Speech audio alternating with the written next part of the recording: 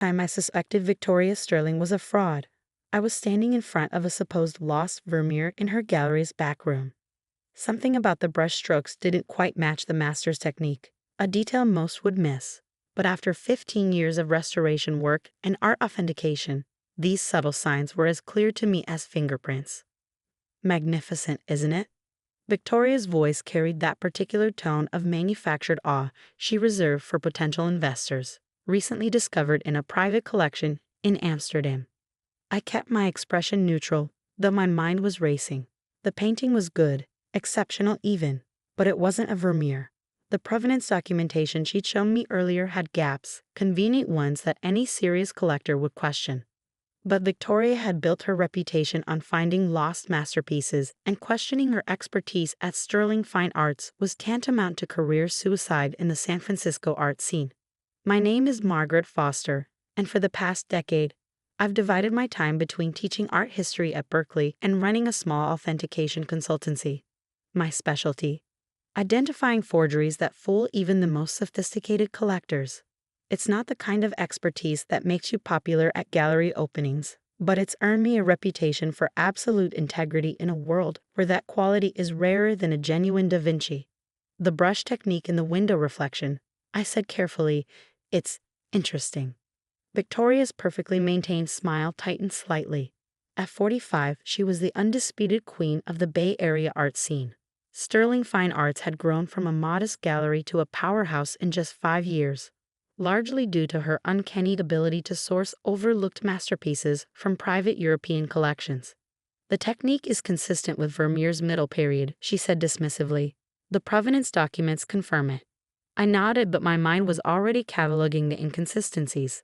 The pigments looked period appropriate, but there was something about the cracklier, the network of fine cracks in the paint, that felt too uniform, too deliberate. Natural aging creates random patterns. This was almost engineered. I'd love to have my team take a closer look, I offered. Pro bono, of course. A find like this deserves thorough documentation. That won't be necessary.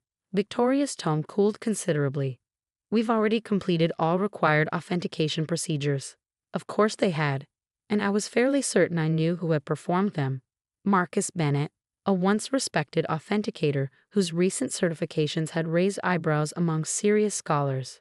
But questioning his credentials would mean questioning Victoria's judgment, and by extension, the legitimacy of her entire collection. I should have left it alone, should have nodded, smiled, and kept my suspicions to myself. But integrity has always been my weakness, or my strength, depending on how you look at it. The signature, I said, leaning closer to the canvas.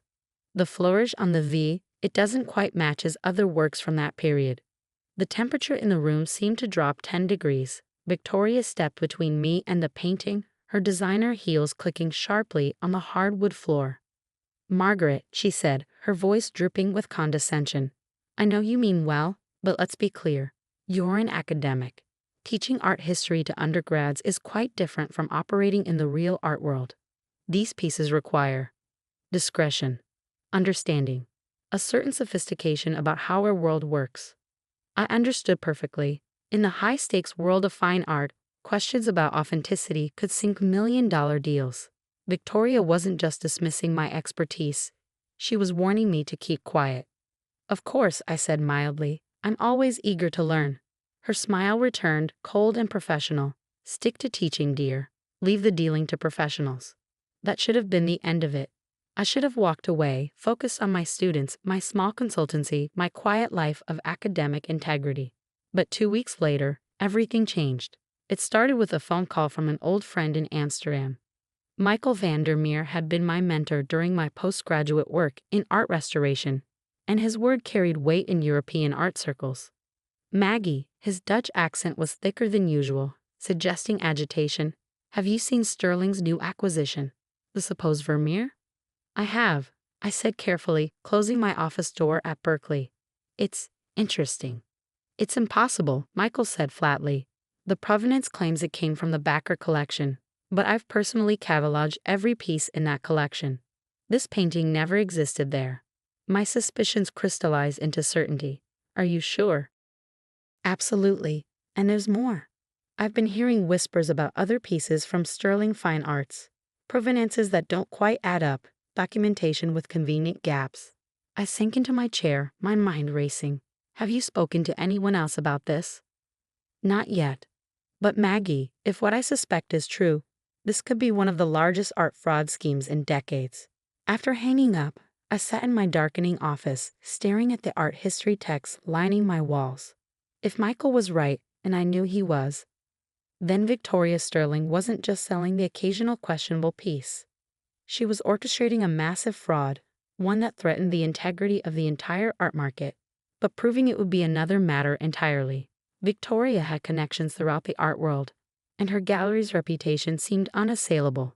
More importantly, she had the one thing that gave her absolute power in our world: trust. Collectors trusted her judgment, trusted her authentications, trusted her to turn their millions into priceless masterpieces.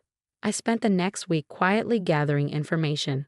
My position at Berkeley gave me access to databases of art sales and provenance records. Nights that should have been spent grading papers were devoted to tracing the histories of Victoria's most prominent acquisitions. A pattern emerged, subtle but undeniable. Over the past 5 years, Sterling Fine Arts had sourced an improbable number of discovered masterpieces, each with documentation just solid enough to satisfy wealthy collectors, but with convenient gaps that would make true verification impossible. But I needed more than suspicions and database records. I needed proof. Concrete, undeniable evidence that would stand up to the intense scrutiny any accusations would face. That's when I decided to set up my own gallery. It wasn't as impossible as it sounds. Years of consulting work had left me with substantial savings, and I owned a converted warehouse space in Oakland that I'd been using for restoration work. More importantly, I had something Victoria couldn't buy: genuine expertise and connections with legitimate collectors. Over 3 months, I transformed the warehouse into the Foster Gallery of Fine Arts. It wasn't glamorous like Sterling Fine Arts, but it had something more valuable: authenticity. Every piece I displayed came with impeccable, verifiable provenance. Every authentication was performed with rigorous documentation.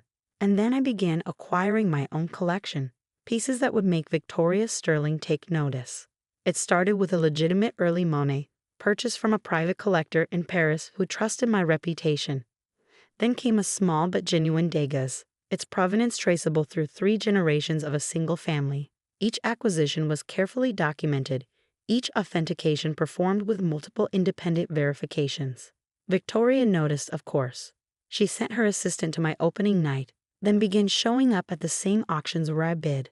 I could feel her watching, assessing, probably wondering how a mere academic had access to such pieces. The trap was baited. Now I just had to wait for her to take it.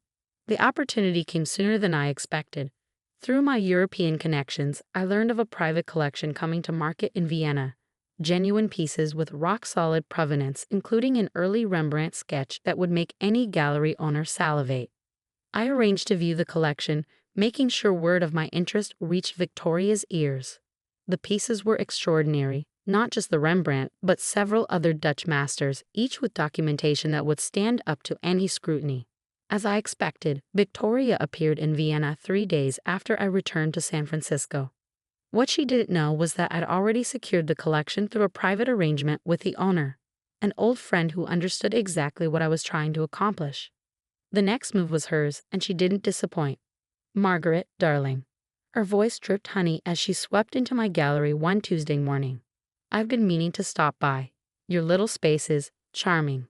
I looked up from the catalog I was preparing, noting the calculated casualness of her $5,000 outfit. "Victoria, what a surprise." She wandered the gallery, making small talk about recent auctions and gallery openings. But I could see her eyes constantly returning to the photographs of the Vienna collection displayed on my desk. "I heard you were in Vienna recently," she said finally. "Interesting market there." "Very," I agreed. "Some remarkable pieces coming available." She picked up one of the photos, the Rembrandt sketch. "This is intriguing. You're pursuing it?" "Among others. The provenance is impeccable."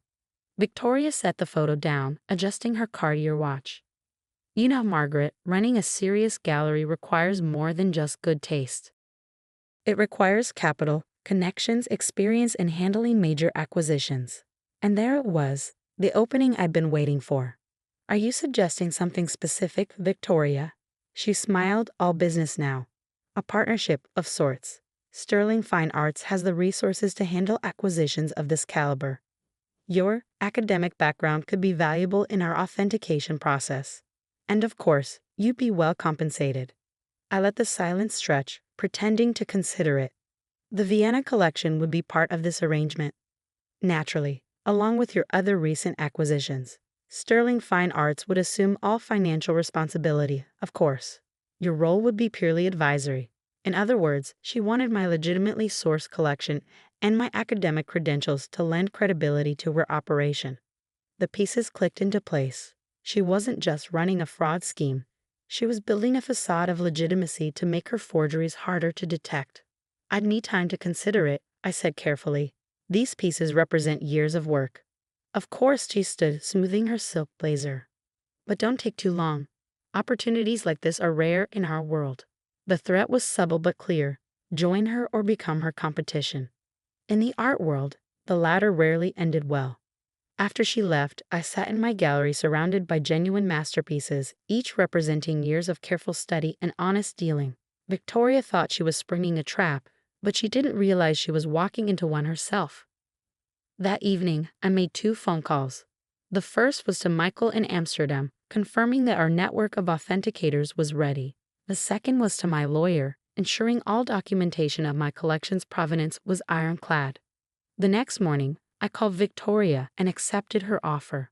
What followed was a whirlwind of contracts and negotiations. Victoria's lawyers were thorough, ensuring Sterling Fine Arts would have complete control over my collection and gallery operations. I signed everything without argument, watching as she systematically absorbed my legitimate acquisitions into her operation. Within a week, my carefully curated collection was moved to Sterling Fine Arts. Victoria wasted no time announcing a major exhibition, featuring the Vienna collection as its centerpiece. The art world buzzed with excitement. These were pieces that hadn't been seen publicly in generations. The opening was scheduled for the following month. Victoria spared no expense, inviting collectors, critics, and museum curators from around the world. My role was carefully scripted. I would be presented as Sterling Fine Arts' new academic consultant, lending my credentials to Victoria's already sterling reputation. The trap was set. All that remained was to spring it. The night before the opening, I sat in my empty gallery, looking at the bare walls where genuine masterpieces had hung. My phone buzzed. A message from Michael. Authentication team ready. Documentation complete. I smiled, thinking of Victoria preparing for her triumph, unaware that tomorrow would bring a very different kind of revelation. She'd built her empire on lies. Using my collection as the foundation of legitimacy, she needed to sell her forgeries. But she'd forgotten the first rule of art authentication. The truth always leaves a trace if you know where to look. Tomorrow, the art world would discover exactly who the real professionals were. The morning of the exhibition, I arrived at Sterling Fine Arts 2 hours before the scheduled opening. Victoria's gallery had been transformed into a showcase of opulence, track lighting perfectly positioned, champagne flutes gleaming, and security guards stationed at strategic points. The irony of protecting forged masterpieces with state-of-the-art security wasn't lost on me. Margaret. Victoria's voice carried across the gallery. I need you to review the catalog one last time. We can't have any academic inaccuracies.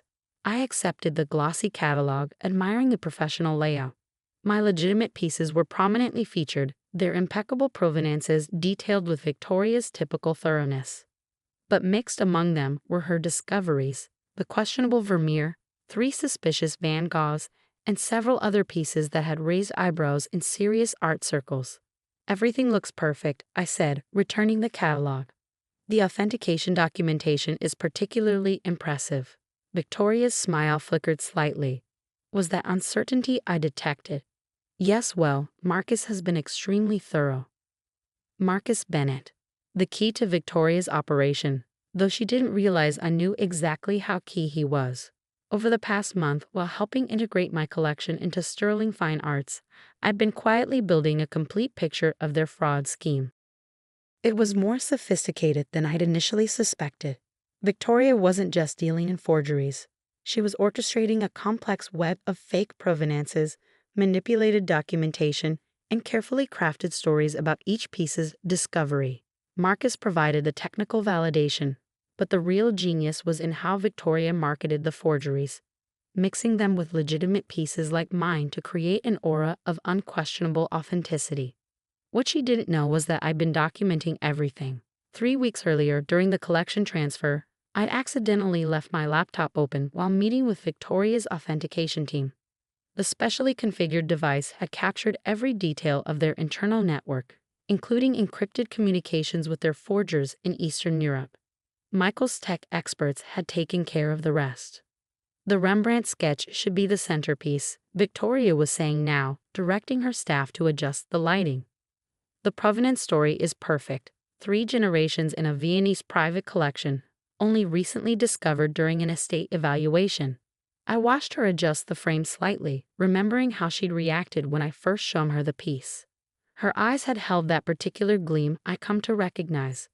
The look of someone seeing not art, but profit.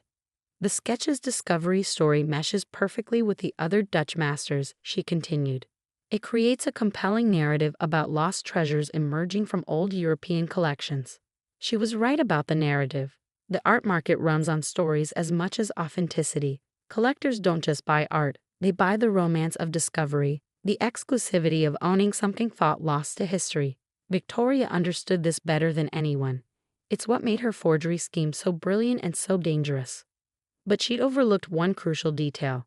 The very legitimacy of my collection that made it so valuable to her scheme would also be her undoing. During the past month, I'd watched her operation from the inside, seeing how she and Marcus subtly altered documentation, created false histories, and built seemingly airtight provenances for their forgeries. More importantly, I'd seen how they used my legitimate pieces to lend credibility to their fakes. What they didn't realize was that I brought something else with me besides my collection. A network of the world's top authenticators, all quietly documenting every aspect of sterling fine arts operation. Dr. Elise Dubois from the Louvre had posed as a potential buyer, spending hours examining Victoria's lost Vermeer while secretly documenting the technical inconsistencies in its composition. Professor Heinrich Weber from Berlin's Gemäldegalerie Gallery had reviewed the Van Goghs, his expertise in pigment analysis revealing the careful but detectable use of modern materials. But the real masterstroke had come from an unexpected source. 2 weeks ago, I'd received a call from Thomas Wright, a former student of mine who now worked in digital forensics. He'd found something fascinating in sterling fine arts financial records, a pattern of payments to a small art restoration company in Prague, amounts far too large for legitimate restoration work. The payments correspond exactly with the dates of Victoria's major discoveries. Thomas had explained. And here's the interesting part. The company doesn't actually exist. It's a front for a known forgery operation. I'd added his findings to the growing file of evidence, each piece carefully documented and verified. The authentication reports were damning, but it was the financial trail that would make the case unassailable. Now, watching Victoria direct the final preparations for her grandest exhibition yet, I thought about the other preparations taking place behind the scenes. Michael had arrived from Amsterdam last night, bringing with him a team of experts equipped with the latest authentication technology. They were setting up in a nearby hotel, ready to move the moment the exhibition opened. Margaret? Victoria's voice pulled me from my thoughts. The collectors will be arriving soon. I need you to be prepared to discuss the academic significance of these pieces. Your educational background lends weight to their importance. I smiled, appreciating the irony. Of course, I've prepared detailed notes on each piece's historical context. Excellent. She paused, studying me with those calculating eyes. You know, Margaret, I had my doubts about bringing you in. Academics can be so rigid in their thinking, but you've shown a remarkable ability to adapt to the realities of our business. The realities of our business. Such an elegant euphemism for fraud. I've learned a lot from you, Victoria, I said truthfully. She nodded, satisfied. The art world requires a certain flexibility. Not everything fits into neat academic categories. Sometimes the story of a piece is as important as its provenance. Speaking of stories, I said carefully, I've invited a few colleagues from Europe. Their perspective on the Dutch masters could be valuable. European academics? Victoria's smile tightened slightly. That wasn't necessary. Marcus has already completed all required authentications. Of course, I said smoothly, but their presence adds scholarly credibility to the exhibition. After all, these pieces represent significant art historical discoveries. She couldn't argue without revealing her concern. Instead, she nodded curtly and moved away to supervise the champagne arrangement. I checked my phone. A message from Michael. Team in position. All equipment calibrated. Documentation teams ready. The next few hours passed in a blur of final preparations. I watched Victoria working the room, her confidence growing as everything fell into place. The gallery looked perfect, each piece positioned to tell its carefully crafted story of discovery and exclusivity. At 6:45 p.m., 15 minutes before the opening, Victoria gathered her staff for final instructions. I stood at the back, observing as she detailed how each major piece should be presented to collectors. Remember, she concluded, these works represent some of the most significant discoveries in recent art history. Their provenances are impeccable, their authentications beyond question. Tonight, Sterling Fine Arts cements its position as the premier source for important historical works. The staff dispersed to their positions. Victoria turned to me, her expression triumphant. Ready for your academic debut in the real art world? I met her gaze steadily. Absolutely. I think tonight will be quite educational for everyone. She nodded, missing the double meaning in my words. The first guest will be arriving soon. Remember, focus on the historical significance. Leave the provenance discussions to me. As she walked away, I sent a final text to Michael. Opening in 15 minutes. Begin authentication protocols. The trap was set. Victoria had spent a month integrating my legitimate collection into her operation, using my academic credentials to bolster her credibility. Now those same credentials would help expose the truth about her discoveries. I watched the security team do their final sweep, thinking about the other teams preparing to move. In less than an hour, some of the world's top authenticators would begin systematically documenting every flaw, every inconsistency, every piece of evidence that would bring down Sterling Fine Arts. Victoria had built her empire on beautiful lies, using my legitimate pieces as cover for her forgeries. But she'd forgotten something crucial about art. The truth isn't just in the documentation or the provenance. It's in the brushstrokes, the pigments, the thousand tiny details that no forger, no matter how skilled, can perfectly replicate. Through the gallery's windows, I could see cars beginning to arrive. Collectors, critics, museum curators, all eager to see Victoria's latest discoveries. They would see something remarkable tonight, but not quite what they expected. I straightened my jacket and checked my phone one last time. Everything was in place. In a few hours, the art world would learn the truth about Sterling Fine Arts' magnificent collection. Victoria appeared beside me, practically glowing with anticipated triumph. Shall we? She gestured toward the door. I smiled, thinking of the authentication teams waiting nearby. Yes, I said. Let's show everyone exactly what we discovered. The exhibition opening unfolded like a perfectly choreographed performance. Victoria moved through the crowd with practiced grace, champagne in hand, weaving stories about each masterpiece that had collectors practically reaching for their checkbooks on the spot. The brush technique is unmistakably Vermeer, she was telling a group of wide-eyed collectors. The way he captured the light through the window, it's his signature style from the middle period. I checked my watch, 7:45 p.m. Michael's team would be starting their work now. The gallery hummed with excitement as San Francisco's elite art patrons mingled, sipping champagne and discussing the millions they were prepared to spend. I recognized several museum directors, including James Harrison from the De Young Museum, who was studying the questionable Vermeer with intense interest. Victoria's triumph seemed complete. She positioned my legitimate pieces strategically throughout the gallery, using their undeniable authenticity to lend credibility to her forgeries. The Rembrandt sketch, genuine and perfectly documented, drew visitors naturally toward the suspicious Dutch masters hanging nearby. At 8:15, right on schedule, Michael entered the gallery. He wasn't alone. Dr. Dubois from the Louvre and Professor Weber from Berlin flanked him, their expressions professionally neutral as they surveyed the room. Victoria's smile flickered slightly when she saw them. "Margaret," she hissed, appearing at my elbow, "who are these people?" "Distinguished colleagues," I said calmly. "They were very interested in your Dutch master's collection."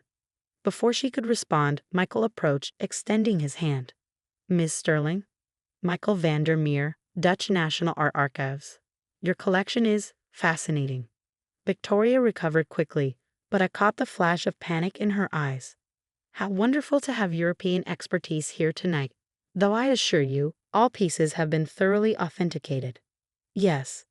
Dr. Dubois joined in, her French accent precise. By Marcus Bennett, I believe. A rather interesting choice for Dutch masters. The trap was closing. Victoria maintained her composure, but I could see her mind racing, calculating risks and possibilities. Perhaps, Michael suggested, we could discuss the technical details of the authentication process, particularly for the Vermeer. The provenance documentation mentioned the Backer collection. Victoria's face paled slightly. She knew as well as I did that Michael had personally cataloged that collection. I'm afraid the detailed documentation is at our secure facility, she said smoothly, but I'd be happy to arrange a private viewing. No need. Dr. Dubois interrupted, removing a tablet from her bag. We've already completed our preliminary analysis. The next hour was a masterpiece of professional demolition. As collectors watched in growing shock, the team of experts systematically exposed the truth about Victoria's prized discoveries. Dr. Dubois projected microscopic images of the Vermeer's paint layers, revealing pigments that didn't exist in the 17th century. Professor Weber demonstrated how the cracklier pattern had been artificially induced. Michael presented documentation proving the impossibility of the provenance stories Victoria had crafted. This isn't just a single forgery, Michael explained to the stunned audience. It's a systematic fraud operation using legitimate pieces to mask an extensive forgery network. Victoria stood frozen, her perfect composure cracking as her empire crumbled around her. When Thomas Wright arrived with the financial documentation linking Sterling Fine Arts to the Prague forgery operation, she finally broke. You, she turned to me, rage replacing her usual polish. You planned this. All of it. No, Victoria, I said quietly. You planned this the moment you decided to steal my collection and use it to legitimize your forgeries. The gallery erupted in chaos. Collectors who had spent millions on Victoria's discoveries demanded explanations. Museum directors who had authenticated pieces for their institutions pulled out phones, making urgent calls. Security guards looked uncertainly between Victoria and the exit. The legitimate pieces, James Harrison from the De Young asked, "How can we distinguish?" "Every piece from my collection," I said clearly, "has complete, verifiable documentation. I prepared a detailed catalog." Victoria laughed suddenly, a harsh sound that cut through the commotion. "You self-righteous academic. You think exposing this changes anything? Art is about stories, about making people believe. I sold them what they wanted to believe." "No," I corrected her. "You sold them lies. Art is about truth, in every brush stroke, every pigment, every detail that true masters left behind. That's what you never understood." The police arrived at 9:30. Victoria maintained her dignity as they led her away. But Marcus Bennett broke immediately, confirming every detail of the operation. The Prague connection, the forged documentation, the elaborate scheme to mix forgeries with legitimate pieces, it was all exposed. In the aftermath, my phone didn't stop ringing. Museums worldwide wanted my authentication services. Collectors begged for help evaluating their purchases. The art world was in upheaval, and somehow I'd become its voice of integrity. 1 week after the exhibition, I sat in my restored gallery space in Oakland, surrounded by my legitimate collection, returned by court order from Sterling Fine Arts. Michael had flown back to Amsterdam, but not before helping me establish new authentication protocols that would become the industry standard. "You've changed things," he told me before leaving. The art world needed this wake-up call. Looking at my collection now, I thought about Victoria's words about stories and belief. She wasn't entirely wrong. Art does tell stories. But the true masterpieces, the ones that survive centuries, tell stories of authenticity, of human genius and creativity. The media called it the Sterling scandal, but its impact went far beyond one fraudulent gallery. The incident sparked a revolution in art authentication, leading to stricter protocols and more transparent documentation requirements. My authentication consultancy became the gold standard, trusted by museums and collectors worldwide. Victoria faced multiple federal charges for fraud and money laundering. The trial made headlines, exposing the dark underbelly of the art world. Marcus Bennett turned state's evidence, revealing a network of forgery operations that reached across Europe. But the real victory wasn't about punishment or revenge. It was about protecting the integrity of art itself, the genuine masterpieces that human creativity has produced across centuries. 6 months later, I received an unexpected letter. It was from Victoria, writing from federal prison. "You were right," she wrote, "about all of it. I forgot that real art carries truth in every stroke. Perhaps that's why your collection always outshone my forgeries. Authenticity has a quality that can't be faked." I folded the letter and looked at the Rembrandt sketch hanging on my wall, the genuine one that had helped expose the fraud. In the master's confident lines, I could see the truth that Victoria had never understood. Real art doesn't need elaborate stories or false provenances. Its authenticity speaks through centuries, carrying the unmistakable mark of genuine human creativity. My gallery flourished, but not in the way Victoria's had. Instead of chasing profits through deception, I built a reputation for absolute integrity. Young artists and collectors sought my guidance, learning to recognize the difference between true masterpieces and beautiful lies. The art world changed too. The Sterling scandal led to the creation of an international authentication database, making it harder for forgers to operate. Museums implemented stricter verification protocols, and collectors learned to value provenance over sensational discovery stories. Sometimes, late at night in my gallery, I think about Victoria and the choice she made to value profit over authenticity. In the end, her greatest forgery wasn't the fake Vermeer or the suspicious Van Goghs, it was the lie she told herself about what art really means.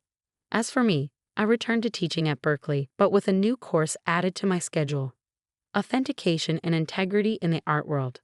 My students learn not just about brushstrokes and pigments, but about the fundamental truth that Victoria never grasped. In art, as in life, authenticity is the only masterpiece that truly matters. The Rembrandt sketch still hangs in my gallery, a reminder of how truth prevails in